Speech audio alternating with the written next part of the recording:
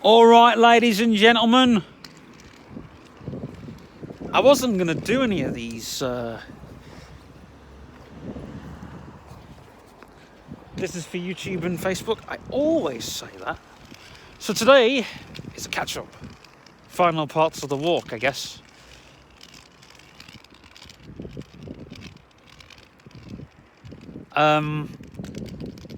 United Utilities, they're doing some work on our road. So I've just walked away from. And the sun is absolutely gorgeous. Absolutely gorgeous. So just a few little tweaks then. We want to thank Anchor for allowing the music to be played on sheesh kebab on vlogs. Because without the sun's glorious, shining in such a strange angle.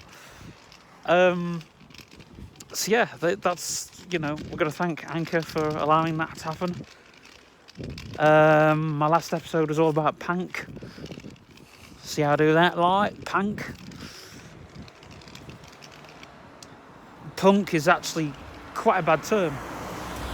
So, I mean, look what the actual word means, but in genre terms, it means it means to have attitude, but punk has other meanings too.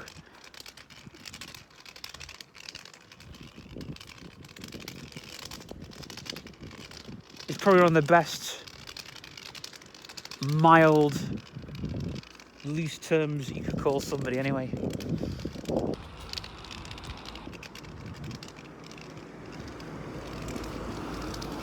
So, I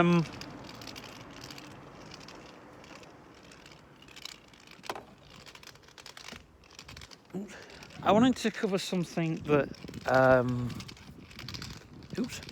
wanted to cover something that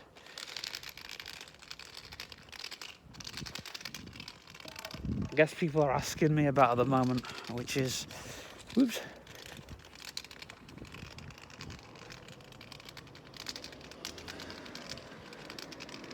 about creepypastas. Am I doing them? I am actually.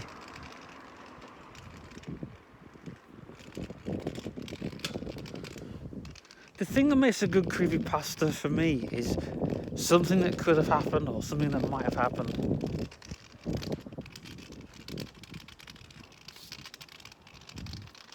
You see, the worst creepypastas for me is when I know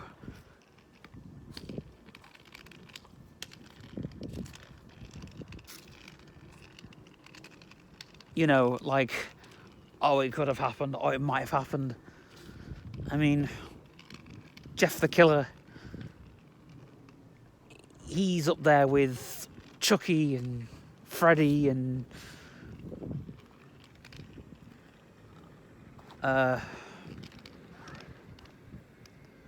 all your, I think Chucky, Freddy, I absolutely hate that driveway.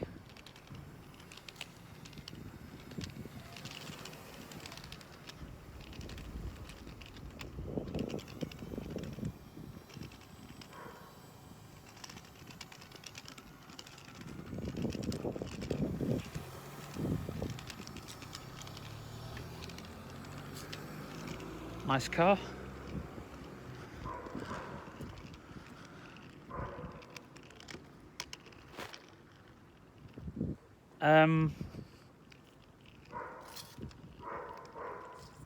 Yeah, I mean, Jeff the Killer, he's up there with all those people. As is Slender Man and all that stuff. Things like Candle Cove. I think Candle Cove is really, really good. It's like, it's probably something that could have happened. I mean, I remember one time I was at my grand's and she had this old, she's still got it actually. She's got this old television. And when you tune it to, I think, what channel was it? Channel, because it was like, you didn't have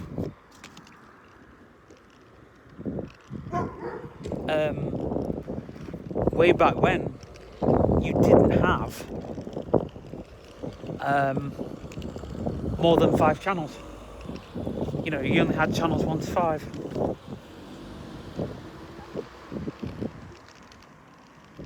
You know, so you'd only have what, channels 1, 2, 3, 4 and 5, and anything past then was a spare channel.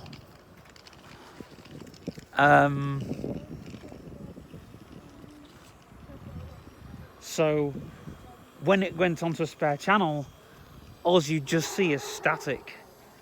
But sometimes if you saw through the static, sometimes your eyes would make up the picture. Oh, I can smell food.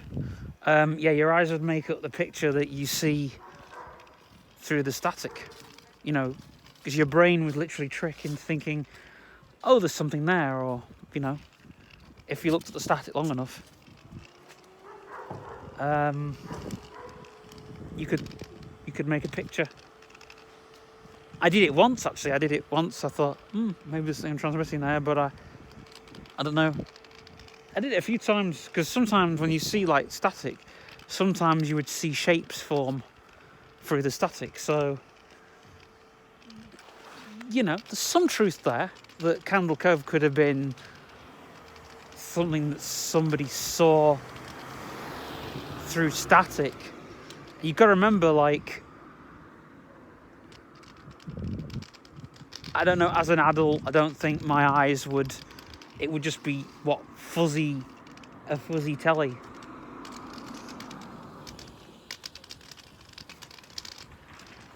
But because my eyes aren't that good anyway, and my, you know, your vision deteriorates over time, like everything else. So, you know, I think the Lavender Town Syndrome is a good tale, but I don't think it would make anybody commit suicide unless there was a hidden message in there that was recorded at a really, really low volume and to the point where kids can hear it, you know. Again, you hear, I mean, I remember hearing things in music that was really low, and I don't hear it now. I don't, my ears are trained not to listen out for it, but, you know.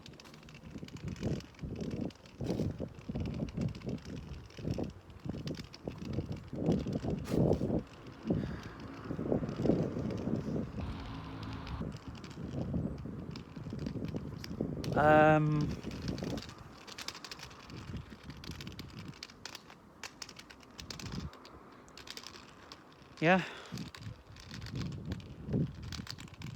I'm not going to record too much of this walk. I'll get past the corner and stop the video.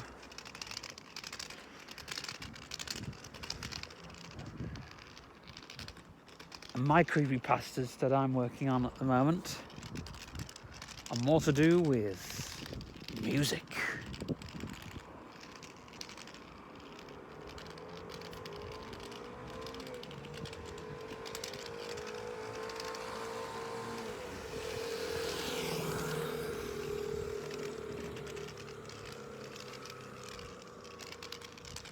One's called The Hidden Track, Hidden Creepypasta.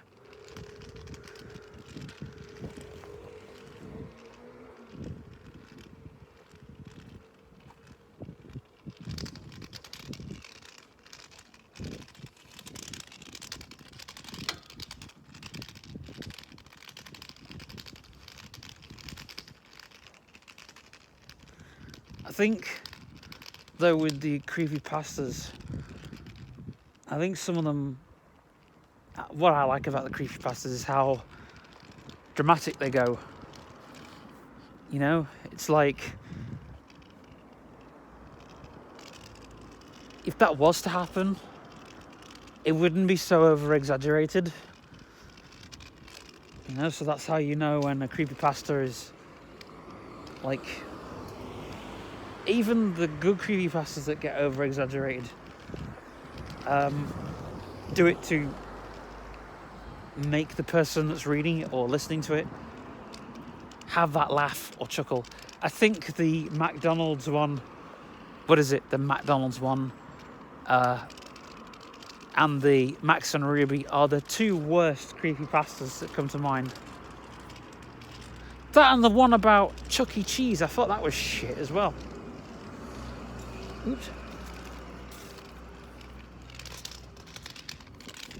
My favourite creepypasta of all time is the Russian sleep experiment, because you don't know if it happened or not. Yeah, it could have happened. Maybe it could have happened. That's what I like about it.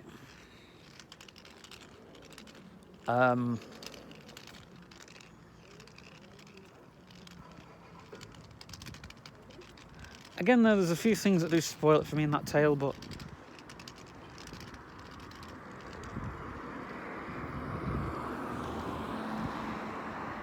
yeah.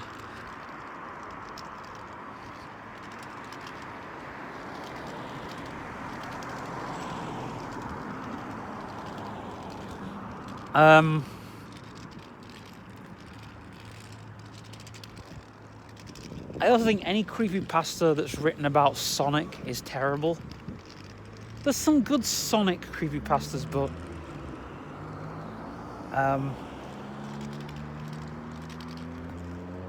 they're not the big tales. They're not what everybody wants to read.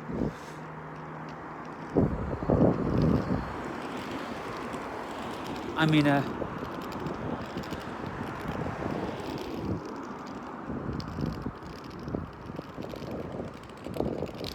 actually, there was one creepy thing happened to me once that I experienced when playing a game, and that was, two things, two glitches. One of them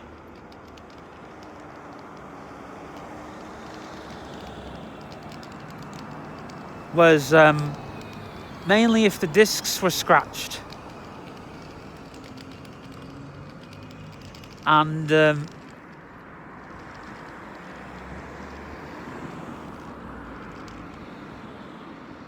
who remembers the I think, was it Tomb Raider? Can't remember. Yeah, Tomb Raider.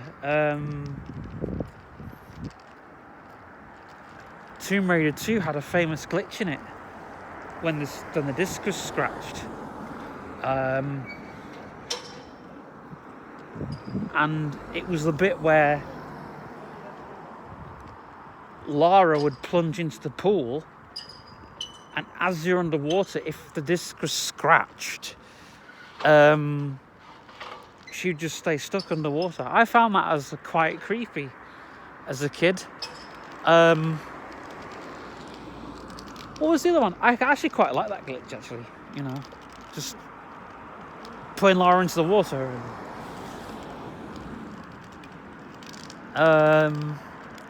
What was the other glitch that happened when I was a kid? I remember. Anyway, I'm going to go, and I might talk on glitches in another episode. Let's be done.